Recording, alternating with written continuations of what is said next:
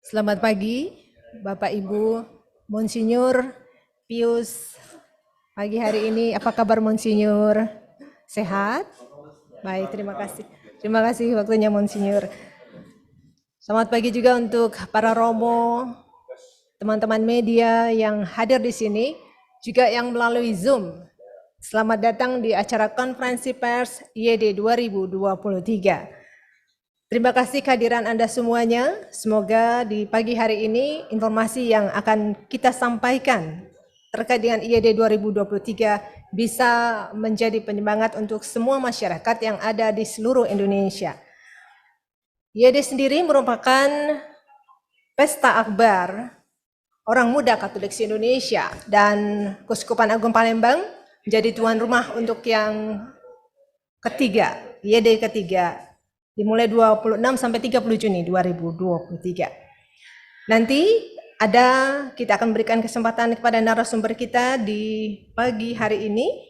Ada Monsinyur Pius Riana Prabdi, Ketua Komisi Kepemudaan KWI Uskup, juga merupakan Uskup Ketapang. Ada RD Franz Kristi Adi Prasetya, Sekretaris Komisi Kepemudaan KWI atau Romo Kristi. Pagi Romo Kristi. Ada juga RP Albertus Magnus Kristiaji Raharjo MSC atau Romo Aji, Ketua Komisi Kepemudaan Keuskupan Agung Palembang. Romo Aji, selamat pagi. Ya, pagi hari ini terkait dengan acara kita, saya akan menyampaikan informasi. Kita akan mulai dengan doa pembukaan, nanti akan dipimpin oleh Romo Stephen. Kemudian dilanjutkan juga dengan ada informasi yang juga akan disampaikan oleh Romo Pius, Monsinyur Pius Riana Prabdi sebagai Ketua Komisi Kepemudaan KWI Uskup, juga Uskup Ketapang. Kita juga nanti akan mendengarkan informasi seputar IED 2023. Ada tanya jawab juga, diberi kesempatan untuk yang ada di sini hadir di ruangan ini juga melalui Zoom meeting. Berikutnya ada tanya jawab, kemudian ada juga doa penutup dan diakhiri dengan foto bersama. Baik, untuk mengawali acara kita, saya akan mengundang Romo Stephen untuk doa pembukaan. Romo Stephen, dipersilakan. Boskop, teman-teman media, mari kita awali konferensi pers ini dengan doa. Dalam nama Bapa dan Putra dan Roh Kudus. Amin. Bapa Surgawi, kami bersyukur sudah Engkau kumpulkan di sini untuk berdiskusi bersama tentang acara kami Indonesian Youth Day di Palembang ini. Semoga Engkau hadir bersama kami lewat Roh Kudus-Mu sehingga acara ini boleh berlangsung dengan baik. Engkau yang hidup dan berkuasa kini dan sepanjang masa. Amin. Bapa dan Putra dan Roh Kudus. Amin. Terima kasih Romo Stephen. Saya akan memperkenalkan dulu narasumber kita, Monsinyur Pius Riana Prabdi, Ketua Komisi Kepemudaan KWI juga Uskup Ketapang. Monsinyur Pius, boleh hadir di sini? Silakan Monsinyur.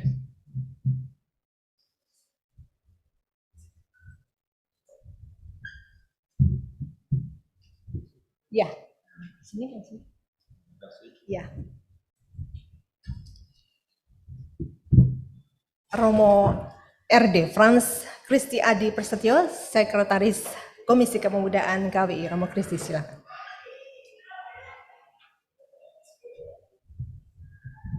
Berikutnya ada RP Albertus Magnus Kristiaji Raharjo MSC, Romo Aji, silakan, Ketua Komisi Kepemudaan Keuskupan Agung Palembang.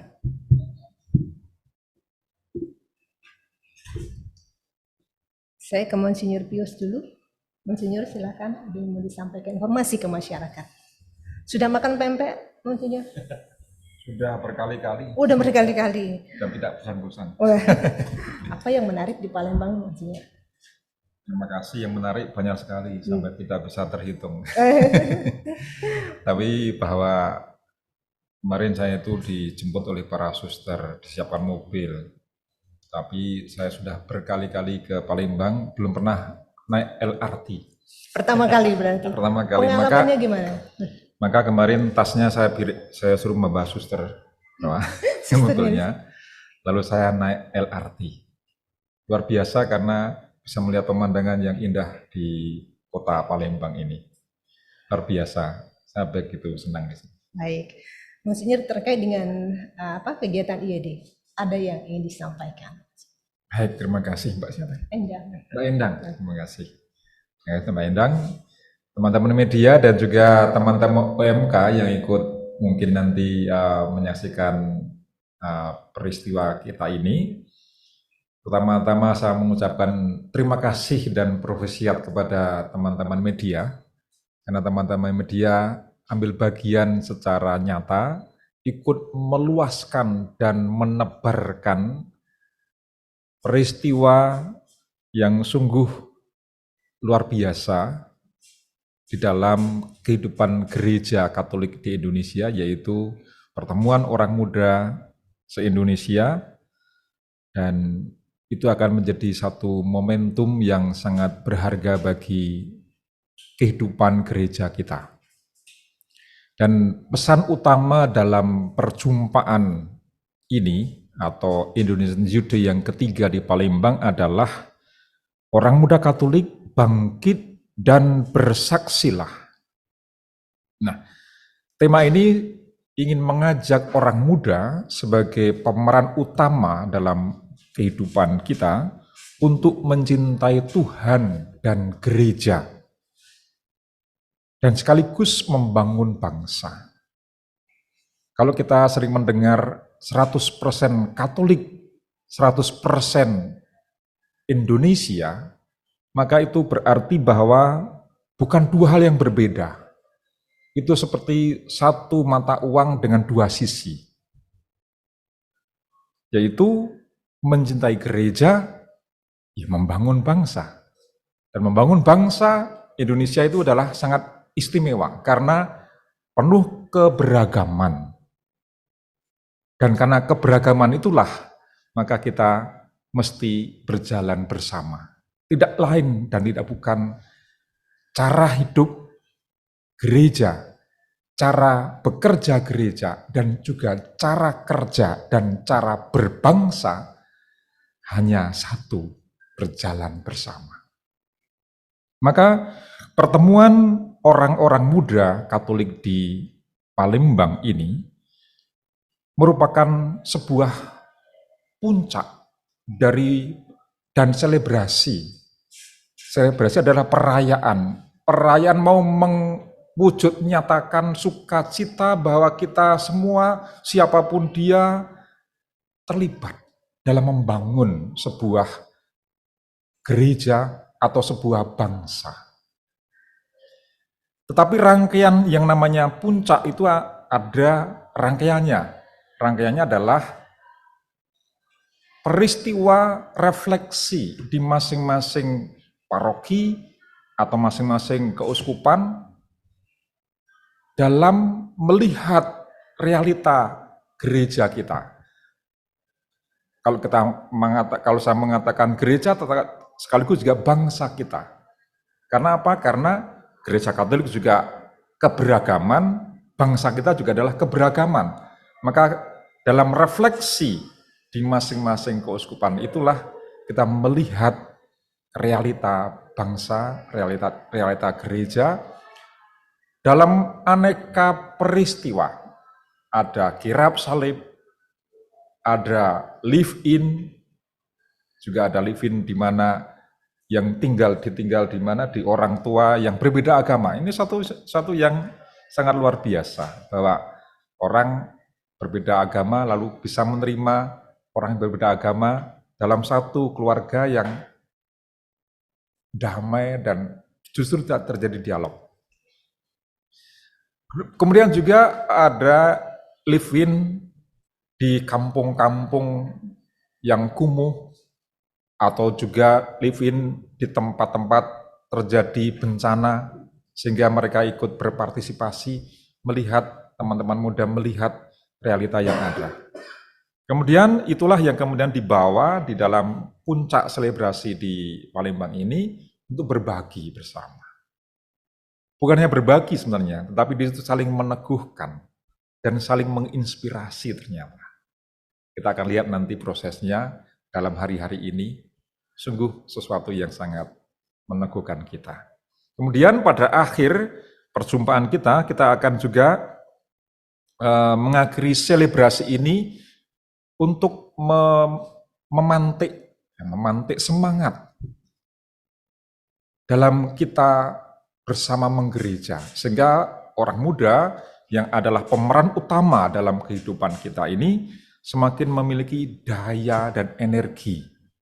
Energi bagi orang muda untuk berbagi di dalam menjalani kehidupan, di dalam membangun negeri ini. Maka harapan saya, IYD di Indonesian Youth Day ketiga di Palembang ini menjadi kesempatan bagi gereja Katolik untuk menyadari dan menghidupi semangat berjalan bersama. Dan pada saat yang sama, orang muda Katolik yang menjadi pemeran utama menjadi dalam membangun gereja ini memiliki semangat bahwa kita mau membangun gereja yang hidup dan menarik.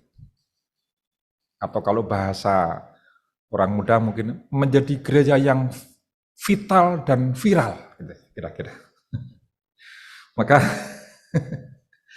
teman-teman yang terkasih, teman-teman dari media dan juga dari UMK yang mungkin ikut nanti serta menyaksikan acara ini, mari kita bersama dengan teman-teman muda yang berkumpul di Palembang ini, kita ikut bersukacita, kita ikut bangkit dan ikut bersaksi bahwa kita yang telah dipercaya oleh pesan ilahi itu juga senantiasa mau berjalan bersama, bergandengan tangan, menyaksikan peristiwa, dan menuju pada gereja yang vital dan viral. Tuhan memberkati. Terima kasih, Monsinyur Pius Riana Prabdi, Ketua Komisi Keuskupan KWI dan juga Uskup Ketapang. Menarik, Monsinyur, satu kata yang viral, vital dan viral. Ini idenya dari mana, Mas? Ya, bagaimana ya, gereja itu kan sesuatu, bukan entitas organisasi yang mati ya, tetapi organisme yang hidup dan terus bertumbuh dan berkembang. Ya, hidup itu kan vital gitu ya. Artinya memperlihatkan sesuatu yang sungguh-sungguh ini tumbuh, mekar, dan berbuah, itu hidup. Lalu viral itu ya menarik, itu bagaimana supaya menarik itu kan, kalau saya mikir-mikir kalau teman-teman itu bilang ini sudah jadi viral loh, artinya sudah terkenal itu loh, maka ya sudah menarik itu lebih baik dibahasakan viral gitu kan. Sehingga semua orang tahu, sampai misalnya kampung-kampung di mana saya tinggal, saya dari Ketapang, Kalimantan Barat, itu banyak desa yang masih belum ada listrik, apalagi sinyal. Tapi orang-orang kampung pun sudah mulai, sudah viral ini, Bapak Uskup. Mungkin baik kalau viral itu artinya ya sudah semua orang tahu gitu. Gitu. Baik, terima kasih, Monsinyur. Kita juga akan mengetahui lebih jauh lagi mengenai IYD 2023. Ini akan disampaikan oleh RD Frans Kristi Adi Prasetya, Sekretaris Komisi Kepemudaan KWI. Romo Kristi, dipersilakan. Terima kasih, Mbak Indah, teman-teman semuanya. Seperti yang tadi sudah disampaikan oleh Monsinyur Pius, tema IYD tahun 2023 adalah Orang Muda Katolik Bangkit dan Bersaksilah. Tema IYD yang ketiga ini mengalir dari tema Hari Orang Muda Sedunia yang dirayakan setiap tahun pada Hari Raya Kristus Raja Semesta Alam. Dan tema yang menjadi inspirasi tema IYD ini itu adalah tema Hari Orang Muda Sedunia tahun 2022, yaitu Mary arose and went with his, atau Maria bangkit dan bergegas. Konteksnya adalah kunjungan Maria kepada Elizabeth, saudarinya. Itulah yang menginspirasi tema OMK Bangkit dan Bersaksilah. Bangkit itu menunjukkan sikap seseorang yang telah menerima cinta dari Allah, lalu kemudian tergerak untuk tidak hanya memikirkan kesusahannya sendiri, tidak hanya memikirkan dirinya sendiri, tetapi lalu mau bergerak untuk orang lain. Nah, bersaksi itu adalah saat di mana dia mau membagikan apa yang telah ia alami sebagai pengalaman sukacita karena dicintai Allah itu kepada orang-orang yang ada di sekitarnya. Nah, itu bangkit dan bersaksi. Bapak Uskup tadi sudah menerangkan dengan sangat jelas bagaimana bangkit dan bersaksi itu adalah harapan bagi orang-orang muda untuk menjadi pemeran utama dalam hidup menggereja dan bermasyarakat, agar gereja dan orang muda sendiri menjadi vital dan viral, gitu ya, Bapak Uskup ya.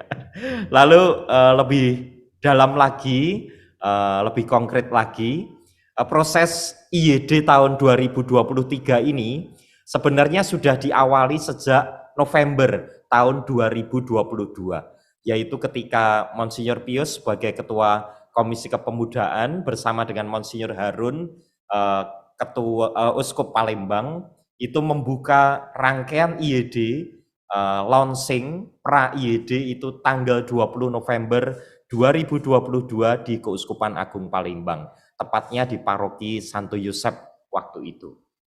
Nah, ketika dibuka bulan November itu, rangkaian IYD itu sudah dimulai. Seperti yang tadi disampaikan, sudah dimulai dengan proses refleksi terlebih dahulu. Tetapi refleksi ini berpangkal dari mana? Refleksi ini berpangkal dari konteks dan peristiwa. Ada beberapa konteks dan peristiwa yang direfleksikan.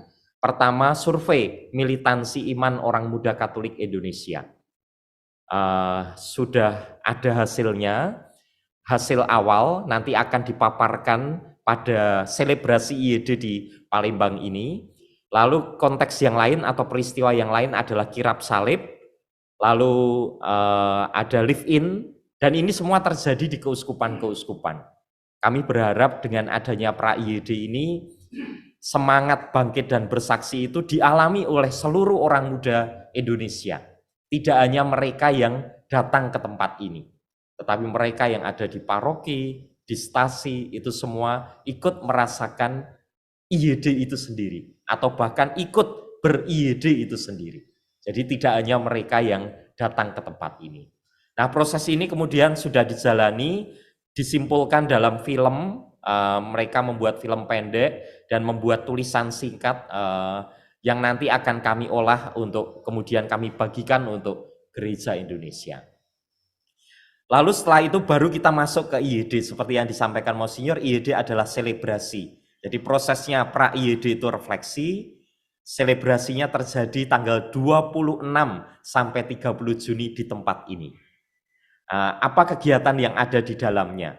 Hari pertama, hari ini, tema hari pertama yang mau digulati bersama adalah perjumpaan orang muda Katolik dari seluruh Nusantara, adalah perjumpaan sukacita seperti Maria berjumpa dengan Elizabeth saudarinya. Pokoknya adalah perjumpaan, intinya pada hari ini. Maka yang terjadi nanti di dalam acara itu akan ada defile dari Jakabaring menuju Gordempo dengan pakaian Nusantara begitu ya, karena dari berbagai keuskupan.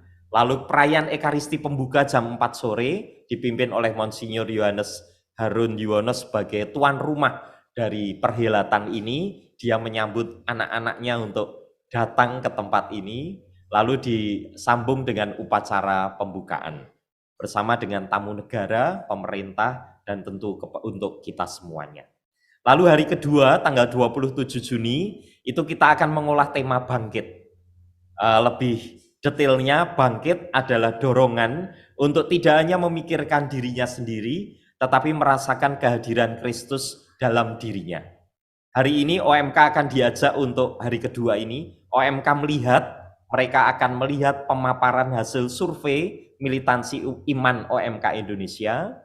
Lalu mereka akan OMK berbicara, akan ada FGD atau diskusi, ada pertanyaan-pertanyaan mendalam terkait survei. Lalu OMK belajar, ada 3 katekese atau kelas yang akan kami tawarkan, yaitu kelas pewartaan lewat digital oleh Romo Yosep dan Yuket, komunitas Yuket, lalu keluarga oleh Romo Eko OSC dan Anastasia Satrio, psikolog, lalu kelas lingkungan hidup bersama Romo Ferry dan Margareta Quina. Lalu kemudian setelah itu ditutup dengan ibadat rekonsiliasi dan sakramen tobat untuk semua teman-teman muda. Harapannya mereka merasakan bangkit karena dicintai oleh Allah. Lalu hari ketiga temanya adalah bersaksi.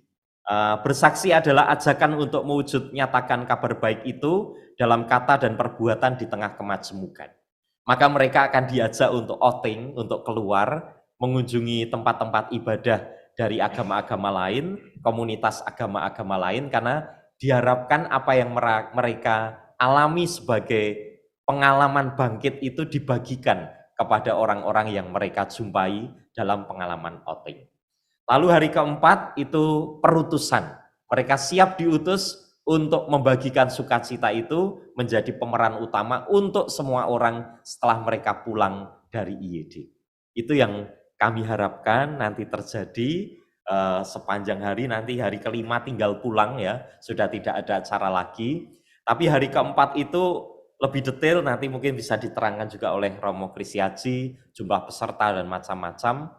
Hari keempat itu teman-teman akan mendapatkan peneguhan dari Monsinyur Pius, dari Miss Indonesia, Audrey Vanessa, dari Oscar Baskoro, salah satu teman OMK dari Kemenkes, lalu juga ada Rudi Raka, Fasilitator Nasional Karitas Indonesia, dan Bribtu Marcelina Oktavianti, orang muda Katolik yang berprestasi juga yang sekarang bekerja di Korlantas RI. Di bagian media. Mereka akan menjadi orang-orang muda yang akan bersharing kepada teman-teman muda yang ikut selebrasi ini, supaya mereka mendapatkan inspirasi bahwa teman-teman muda bisa terlibat tidak hanya di altar, tetapi juga di pasar gitu ya, dalam tanda kutip, di dalam kehidupan bermasyarakat. Lalu kemudian diakhiri dengan Ekaristi, selebrasi penutup, lalu kemudian pentas seni Nusantara. Itu hari yang keempat. Hari kelima sudah selesai.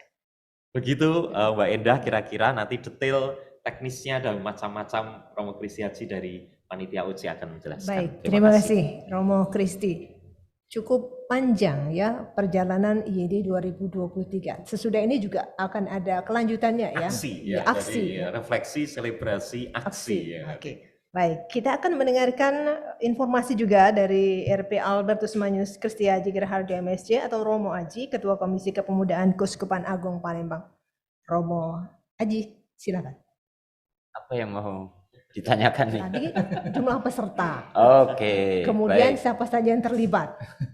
Terima kasih Mbak Endang, terima kasih para rekan media yang hari ini memang kondisi kepastian kedatangan maupun jumlah peserta masih belum fix sampai siang ini, tetapi bisa menjadi patokan bagi kita bahwa jumlahnya 1.500 peserta berikut atau peserta pendampingnya. Pendampingnya bisa imam, bisa suster, bisa umat awam. Dan itu yang bisa menjadi informasi untuk rekan-rekan media.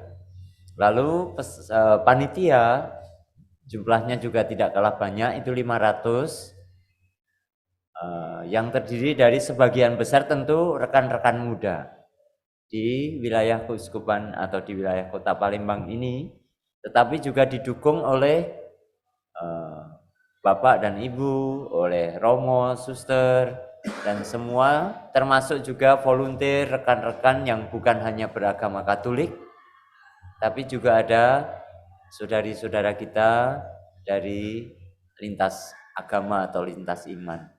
Apa yang mau saya katakan?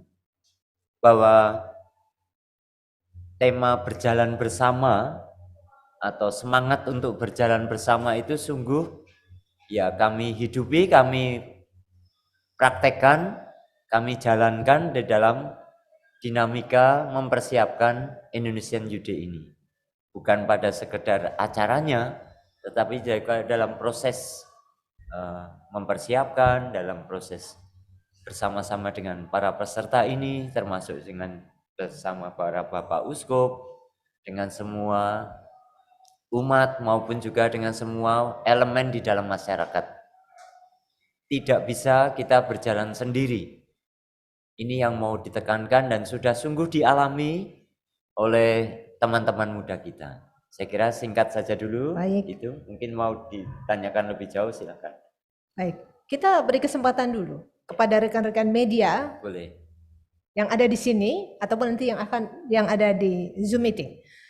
Saya beri kesempatan dulu yang ada di ruangan ini. Rekan media silakan menyebutkan nama dan juga dari media mana. Dipersilakan.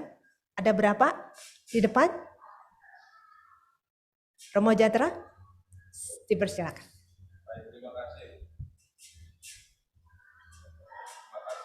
Perkenalkan, saya Romo Titus Jataplana. Saya dari Hidup Katolik. Oke. Teman di belakang juga. Yang ingin saya tanyakan,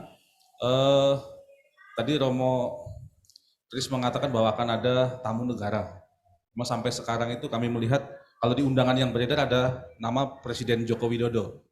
Tetapi sampai sekarang kami belum mendapat informasi pasti tamu negara itu yang akan hadir siapa. Apakah ada Menpora atau siapa atau memang Presiden? Ini mungkin nanti perlu mendapat penjelasan. Lalu yang berikutnya, tadi ada refleksi, selebrasi, lalu aksi. Kalau kita melihat dari jumlah peserta yang disampaikan oleh Romo Aji tadi 1.500 berikut dengan pendamping. Tentu jumlah yang besar. Lalu mewakili dari banyak paroki dan keuskupan di seluruh Indonesia. Kalau bicara soal dana tentu besar ya Romo. Nah kira-kira aksi seperti apa yang akan menjadi gerakan bersama, berjalan bersama untuk menjadi bangkit bersaksi untuk Indonesia lah, katakan begitu. Sehingga karena kan ada juga kekhawatiran dari banyak orang, ini sudah dananya segede ini, nanti balik-balik melempem. Hanya euforia di sini, tapi nanti pulang dari sini memble. Nah ini kan seringkali menjadi semacam dalam tanda petik kekhawatiran dari umat kita. Sekian, terima kasih. Baik, terima kasih Romo Jatra. Ditanggapi dulu Romo Kristi. Baik, terima kasih pertanyaannya Romo Jatra dari Hidup Katolik. Betul bahwa kami memberikan undangan kepada Presiden RI karena kami membayangkan dan membicarakan juga bahwa ini adalah event nasional. Maka kami pertama memang memberikan undangan kepada Presiden RI, tetapi tentu disposisi beliau untuk menentukan siapa yang akan hadir. Maka beliau menunjuk pejabat setingkat menteri untuk hadir. Nah, dalam perjalanan informasi-informasi baru telah didapatkan. Kepastian yang akan hadir adalah Bapak PLT Dirjen Bimas Katolik Indonesia, Pak Toto yang akan datang karena beliau mewakili Menteri Agama. Menteri Agama tidak bisa hadir karena sedang ada acara di Mekah, maka dia mengutus Bapak Dirjen untuk hadir mewakili beliau.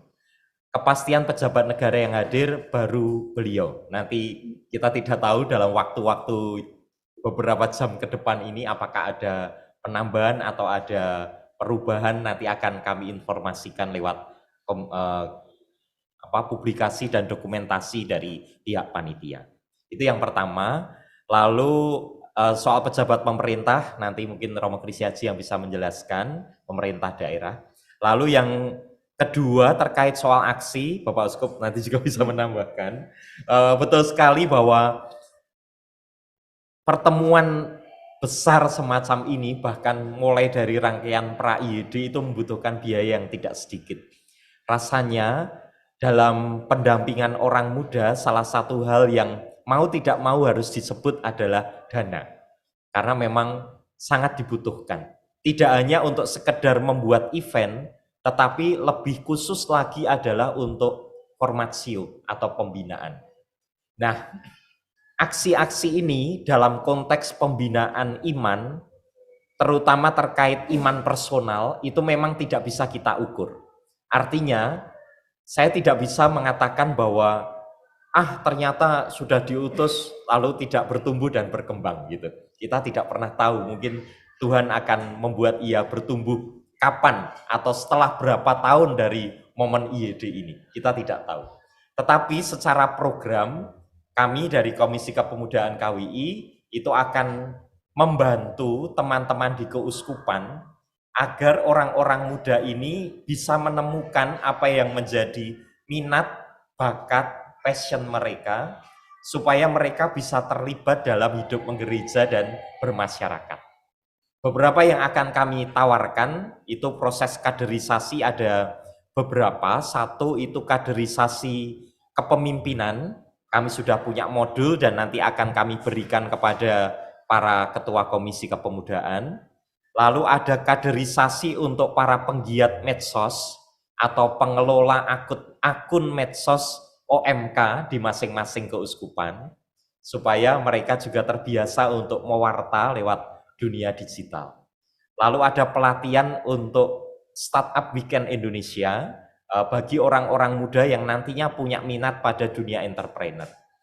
Kami juga memberikan edukasi politik untuk orang-orang muda, para pemilih pemula, bekerja sama dengan Komisi Kerawam. Jadi memang ada ini beberapa contoh saja yang kami tawarkan kepada teman-teman pendamping orang muda di keuskupan agar bisa diadaptasi bagi orang mudanya, sehingga aksi itu sungguh-sungguh mereka temukan dalam konteks, ya saya diberi anugerah ini oleh Tuhan dan saya mau memilih sesuai dengan apa yang menjadi passion saya untuk terlibat.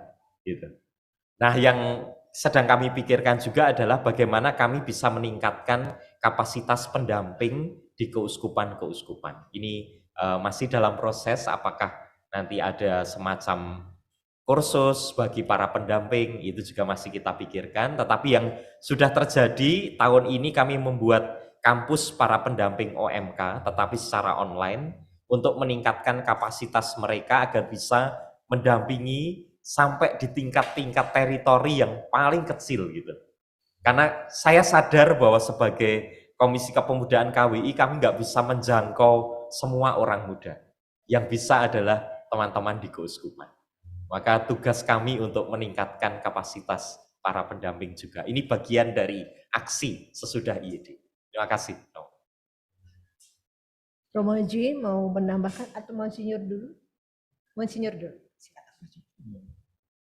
Terima kasih Romo, pertanyaannya ini memang pertanyaan yang sangat bagus ya, bahwa kita harus berpikir juga outputnya.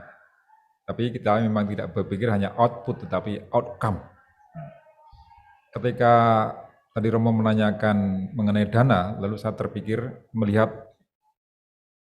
bahwa MIK ini bisa berdiri dengan tegak karena ada 3 kaki. Maka ketika bertanya mengenai dana dan juga tadi hasil, aksinya apa, itu harus ada 3 hal yang harus langsung dibicarakan. Dana, diri, dan doa. Jadi 3D. Supaya ada hasilnya, MIK-nya bisa berdiri tegak. Gereja bisa berdiri tegak, bangsa bisa berdiri tegak. Seperti ini ada 3 ini. Pertama, dana.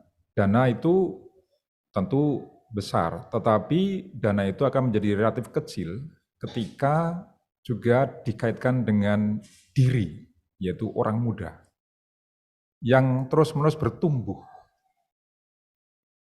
Tidak bisa kita melihat hasilnya langsung, karena pertumbuhan. Jadi proses ini seperti yang kita lakukan, kita alami dalam IED ini bukan IED dalam arti terpisah dari pra dan postnya.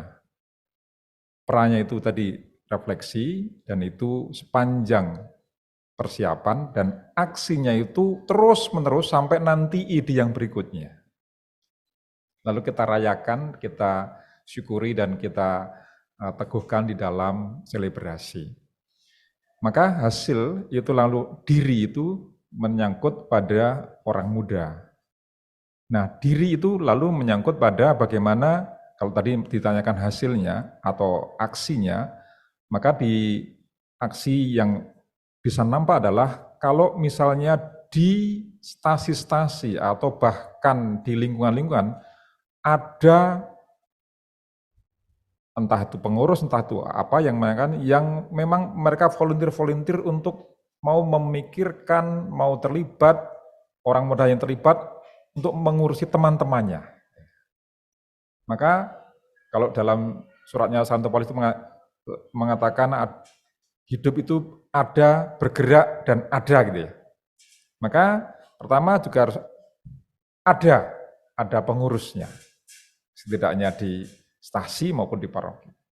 Yang kedua, pengurus itu bergerak, bertumbuh, dan kemudian berbuah. Berbuah artinya ya didukung untuk misalnya nanti kamu aktif entah di bidang politik, kewirausahaan, dunia entertainment, atau di sosial, kemanusiaan, dan seterusnya. Itu. Dan itu persis sama dengan apa yang menjadi peran dari Komisi Kepemudaan KWI, animasi, fasilitasi, koordinasi.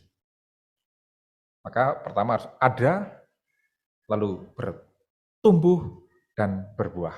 Itu yang menjadi diri. Lalu yang ketiga, doa yang tidak boleh harus kita lupakan.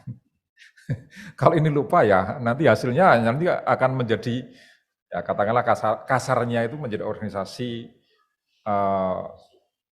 sosial saja atau apa. Maka dalam hal ini juga sepanjang kita mengadakan selebrasi ini ada adorasi di sana. Di kamar sana ya, itu kamar atas itu ada adorasi yang itu mengejawantahkan berjalan bersama. Jadi bukan hanya fisik tetapi secara spiritual, semangat, energi positif itu juga bersama-sama. Dan bukan hanya selebrasi, bukan hanya adorasi, tapi saya sudah mengirimkan narasi yang ditulis oleh teman-teman, narasi detail acara, rundown acara, bahkan juga panduan outing, itu ke 5 biara kontemplatif yang ada di Indonesia, yang saya kenal, karena saya baru itu. Kalau nanti apa yang kenal, saya kirimi juga. Jadi dalam rundown itu secara detail bahwa jam ini datang peserta ini, jam ini ada acara ini, itu akan menjadi juga bahan doa bagi para biara kontemplatif. Karena mereka terlibat ikut dinamika selebrasi OMK yang ada di sini.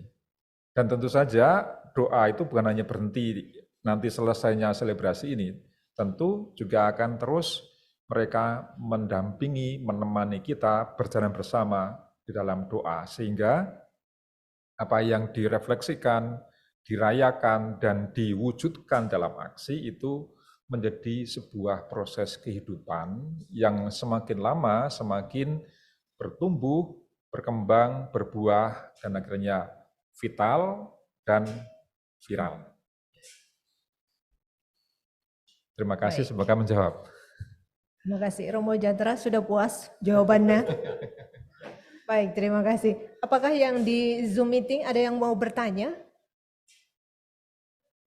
Ada? Oh, silakan.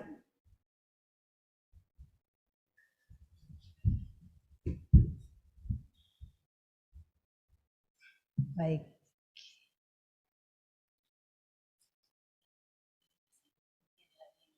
Oke, ini sudah ada yang bertanya lewat Q&A ya. Perkenalkan, nama saya Guntur dari Hidup TV. 2 pertanyaannya, apa yang beda dari acara IYD kali ini di Palembang? Kemudian apa langkah konkret dari IYD 2023 bagi OMK yang tidak terlibat langsung di Palembang? Silakan dijawab. Siapa ini yang menjawab? Romo Kristi? Saya Kristi Aji. Ada Kristi Aji. Tadi dia belum berbicara ya, Kristi Aji ya. Silakan. Apa yang menarik dari acara IYD kali ini di Palembang? Yang beda ya, silakan. Ya, saya dulu nanti Boleh. akan dilengkapi. Tentu saja secara proses sebenarnya selalu sama.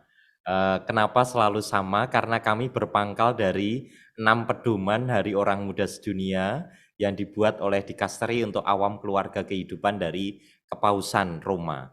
Jadi kami mengikuti 6 pedoman itu, yaitu bahwa dalam Hari Orang Muda itu selalu harus ada perayaan sakramen, harus ada peristiwa iman, ada peristiwa misioner, ada juga persaudaraan insani universal, ada penegasan panggilan juga gitu. Jadi ini yang selalu harus ada dan sama.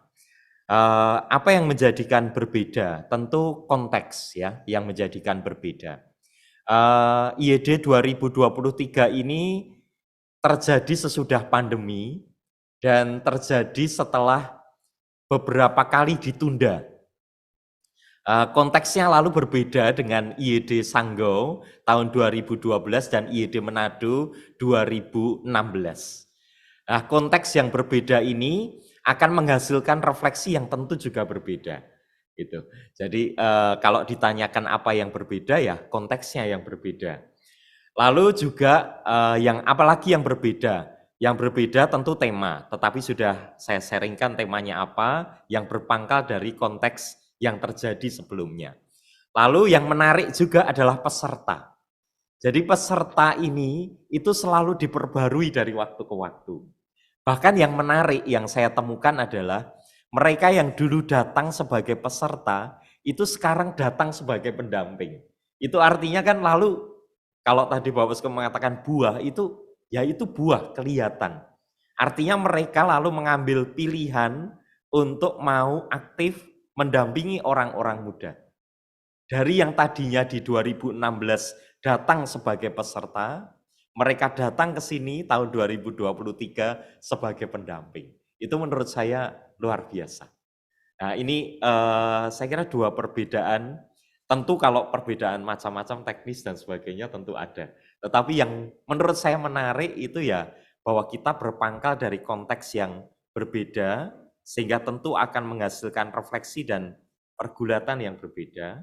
Lalu yang kedua terkait soal peserta yang justru menimbulkan keyakinan di dalam diri saya bahwa proses IED ini memang menumbuhkan orang gitu ya, pribadi, diri. Sehingga yang tadinya datang sebagai peserta itu sekarang ini datang sebagai para pendamping gitu. Itu mungkin Romo Kristiaji juga bisa menambahkan, silakan.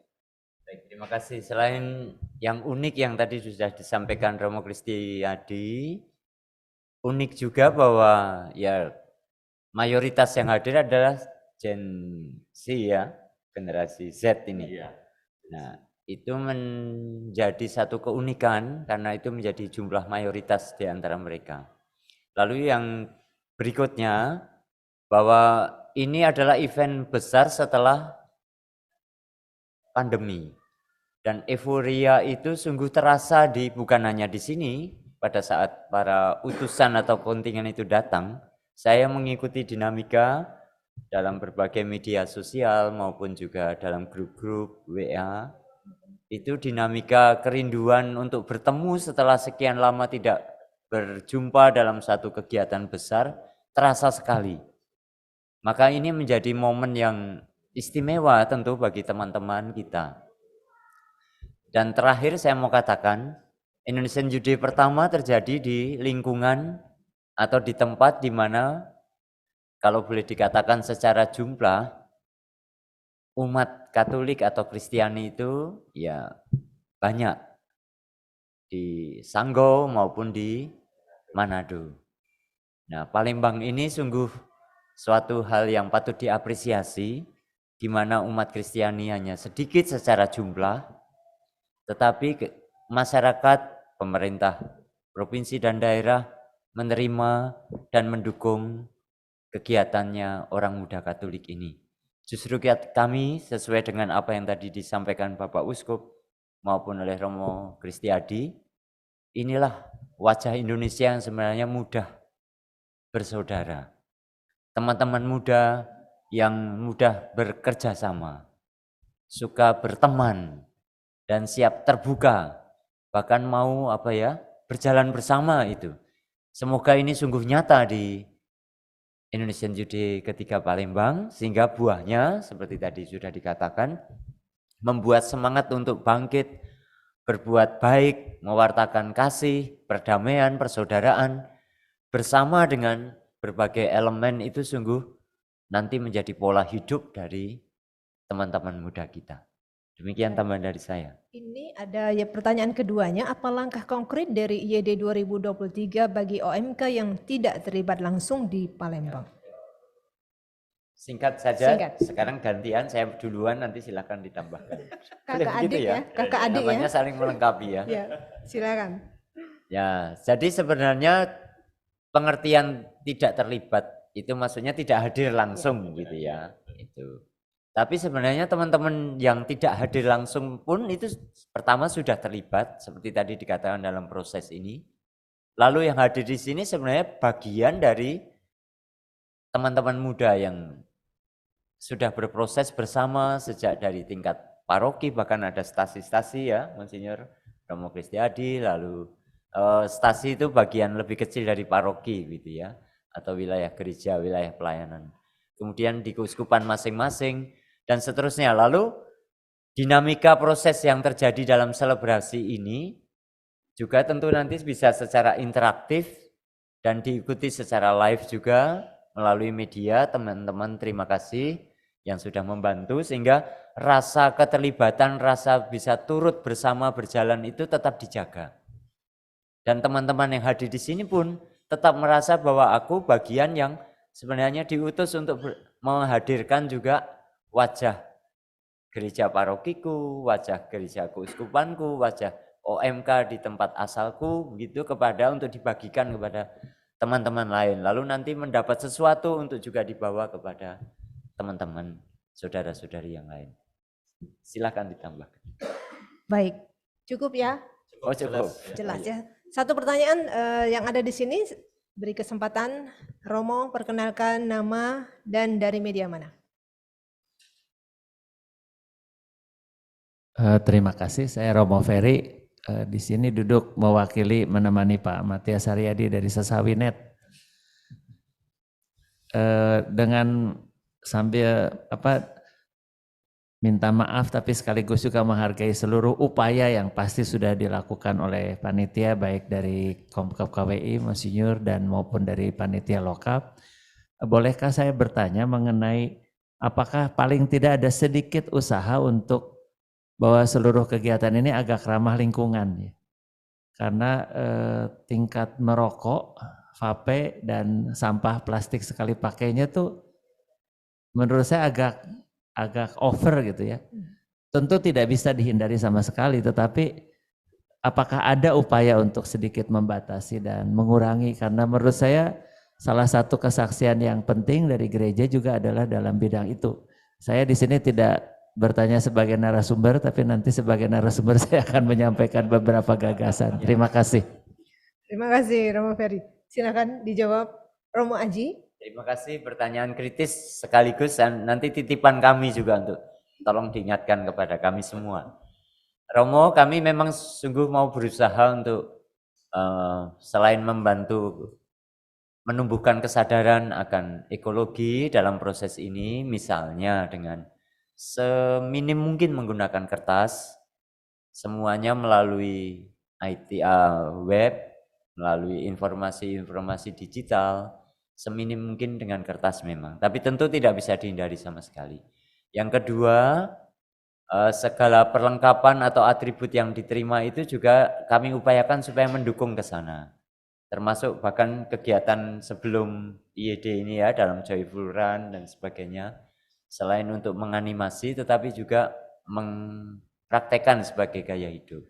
Tapi terima kasih catatannya dari Romo Ferry yang memang sudah keliling dan melihat lokasi ini.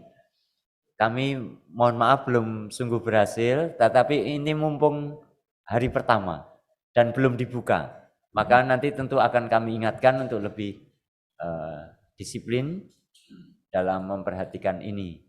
Terima kasih Romo Ferry dan kami harapkan masukannya juga untuk dinamika kita. Jadi tidak perlu minta maaf Romo. Terima kasih. Tambahan sedikit ya. Silakan. Selain memaksimalkan website atau informasi digital, seperti yang tadi disampaikan Romo Kristiaji, kita memasukkan di dalam atribut mereka itu ada piring, sendok, dan gelas, tumbler ya. Ya, harapannya nanti setelah mulai tanggal 26 ini sampai selesai, mereka akan selalu menggunakan piring mereka sendiri. Jadi untuk meminimalisir penggunaan styrofoam. Hanya memang untuk hari-hari sebelum masuk ini panitia masih menggunakan kertas, masih menggunakan piring styrofoam karena jumlah peserta yang masih berubah-ubah gitu ya. Jadi konsumsi juga masih harus memperhitungkan hal ini. Lalu baik nanti menjadi evaluasi untuk para perokok ini ya ketika sudah mulai acara. Saya kira baik sekali ini pertanyaan ini karena mumpung ya dalam tanda kutip belum mulai acara IYD, kita bisa lebih tegas nanti menyampaikan terkait hal-hal ini untuk mengoptimalkan apa yang sebenarnya sudah didukung dalam proses dan sarana prasarana. Baik, terima kasih. Kita harus mengakhiri konferensi pers